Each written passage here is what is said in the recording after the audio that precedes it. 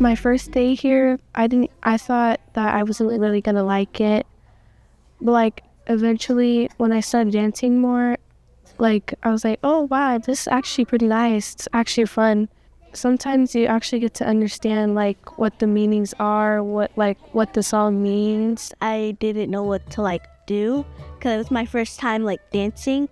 But then when I got the hang of it, I got really excited into it. I was pretty nervous, but when I started getting to know the girls, I started feel like I was home. I was really surprised because I was remembering all of it because I'm really forgetful. Dances help with probably by boosting my confidence and helping me get out of my shell when performing for people.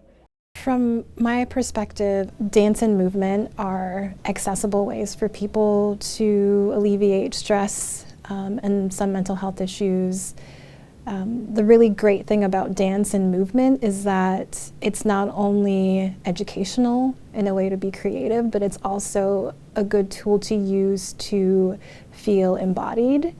It also allows you to interact with other people who are also dancing, so it's social, it's a way to engage with people and connect. But it's also a way for you to connect with your body in ways that sometimes using words can't really capture. Another really interesting and really critical aspect of dance is that there are many cultures who use dance as a way to reconnect with their culture, with their traditions, to express grief, sadness, happiness, joy. So there are many different mental health issues that people can endure. Some of them are historical trauma and some of them can be environmental. We recently had a storm and we have quite a few people that are here in Anchorage that had to be evacuated from their homes, and an entire village is uninhabitable at this moment. A lot of people don't realize the drums we use, they were brought to us by the healers, and they will drum and sing. So the healers of our tribes would actually go into the homes of somebody that wasn't feeling well, and whether it was physical, mental, spiritual, they would go sing these songs. And so in time immemorial, we've been singing songs, we've been doing dances to be able to help that healing process. And if you go into it knowing that I'm not just singing a song to make music, but open a space for healing. When you start to hear the beat of the drum, it's very rhythmic.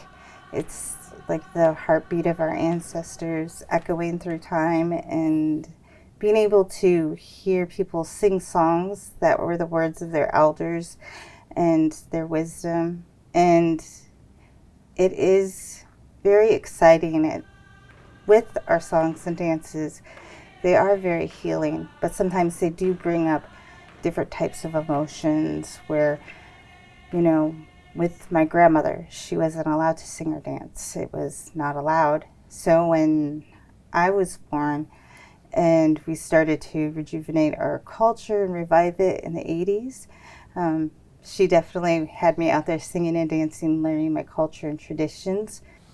It is a large connection. Some of our elders are very lucky that they still hold on to their traditional language. And there are some cultures here in Alaska that's the only language they speak. And so for the opportunity to have our newer generations coming up and being able to see their elders speak in their languages, it just brings them together. It's you're no longer one, it's like you're a part of the community. People who embrace their culture and other people being able to witness that, be able to start to overcome that fear, overcome that shyness. And I feel like some of that does come from historical trauma, because we weren't allowed to share that part of us. And then so now that they can see people openly embracing it, it gives them the opportunity to hey, this person's doing that, I can get up and do that. And then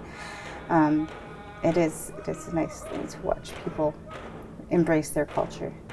It is worth just stepping out of your comfort zone and just being a part of something bigger than yourself.